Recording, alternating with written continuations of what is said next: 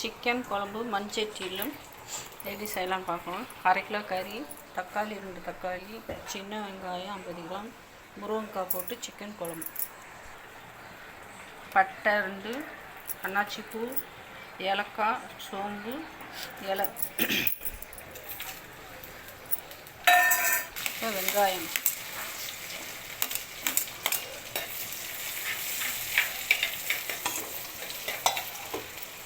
போடு, இஞ்சி பூண்டு பேஸ்ட்டு 2 டீஸ்பூன்,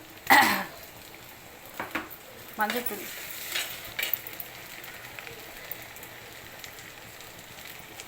இப்போ தக்காளி முருங்கைக்காயும் போட்டுருவோம். தக்காளி முருங்கைக்காயும் போட்டு நல்லா வதக்கணும்.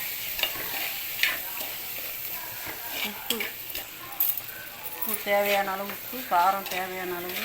இப்போ நான் 1/2 கிலோ கறிக்கு தான் நான் செய்கிறேன்.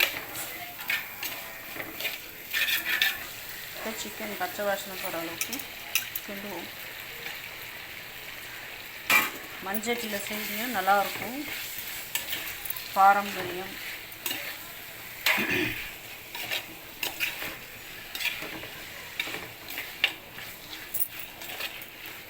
தண்ணி ஊற்ற தேவையில்லாம், சிக்கனில் இருக்க தண்ணி வரும். அந்த ட்ரை ஆகிற வரைக்கும் கொஞ்சம் கிண்டிக்கிட்டே இருக்கணும். அப்புறமா மிளகாத்தூள் தேவையான காரம் போட்டு குழம்பு ரெடி பண்ணிட்டோம்.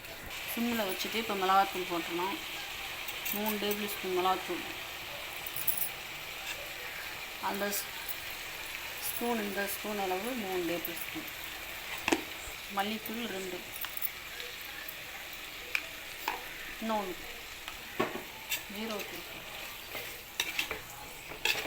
ஜீரகத்தூள் கொஞ்சம் 1/2 ஸ்பூன். அப்போ அடி பிடிக்காத அளவுக்கு தண்ணி ஊற்றிக்கணும்.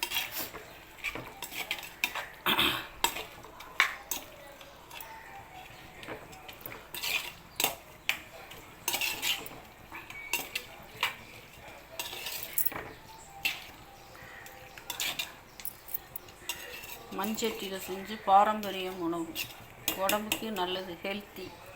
இப்போ தேவையான தண்ணி ஊற்றிக்கணும். இப்போ தண்ணி தேவையான அளவு ஊற்றியாச்சு. லாஸ்ட்டில் கொஞ்சம் தேங்காய், கொஞ்சம் சோம்பு, கசகசா, அவ்வளோதாங்க. இப்போ தேங்காய் ஊற்றிக்கணும். தேங்காய் ஊற்றி நல்லா பச்சை வாசனை போகிற அளவுக்கு கொதிச்சுட்டு லாஸ்ட்டில் ஒரு தாளிப்பு கொடுக்கணும். சிக்கன் குழம்பு ரெடி ஆகிடுச்சு. லாஸ்ட்டில் கொத்தமல்லி தேவையான அளவு, உப்பு, காரம் எல்லாமே தேவையான அளவு. இது பாரம்பரியம். மண்சட்டி உடம்புக்கு அவ்வளோ நல்லது. மண்சட்டியில் செஞ்சு சாப்பிட்டோம்.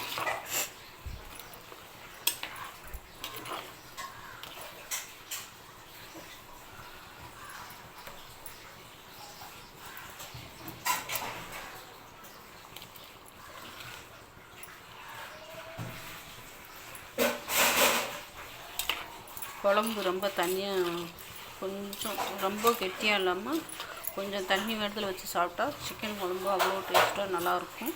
நான் கொஞ்சம் தண்ணியாக வச்சுருக்கேன். இந்த மாதிரி ஒரு ட்ரிப் நீங்கள் வச்சு பாருங்கள்.